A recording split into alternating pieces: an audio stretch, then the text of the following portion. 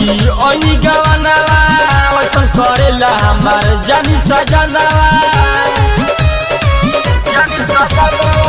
शादी हो गई सखी ओनी गवनवा वैसन करेला हमार जानी सजनवा।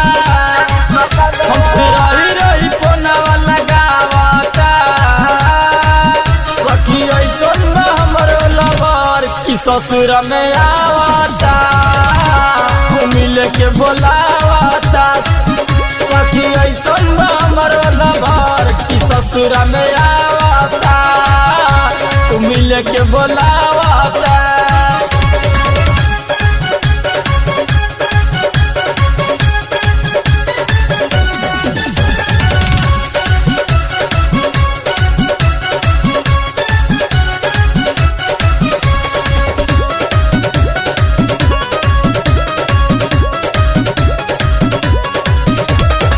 नवे पूरा दिन करेला उ बतिया कहेला जानू अब कट नहीं रतिया। नवे पूरा दिन करेला उ बतिया कहेला जानू अब कट नहीं रतिया। हमर हंसत खिया के रवावता सखी ऐसन में हमरो लवर की ससुर में आवता मिले के बोलावता सखी ऐसन में हमरो लवर की ससुर में आवता मिले के बोलावता।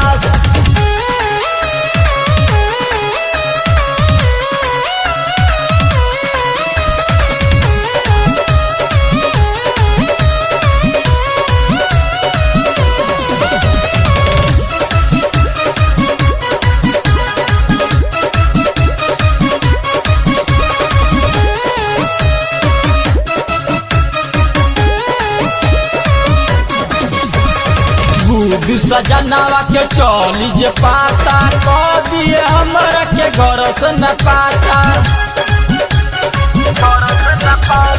बीरबर सजनवा के चली जे पाता कह दिए हमरा के घर से न पाता। जनी जितेंद्र के नारी जी समझावता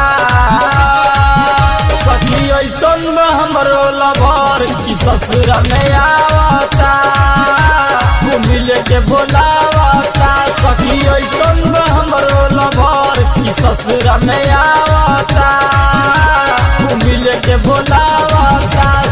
शादी हो गई सखी ओनी गवनवा वैसन करेला हमार जानी सजनवा।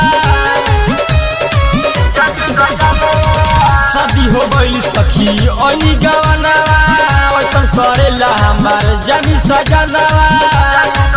हम रही रही पोनवा लगावता सखी ऐसन में हमरो लवर की ससुर में आवता मिले के बोलावता सखी ऐसन में हमरो लवर की ससुर में आवता मिले के बोलावता।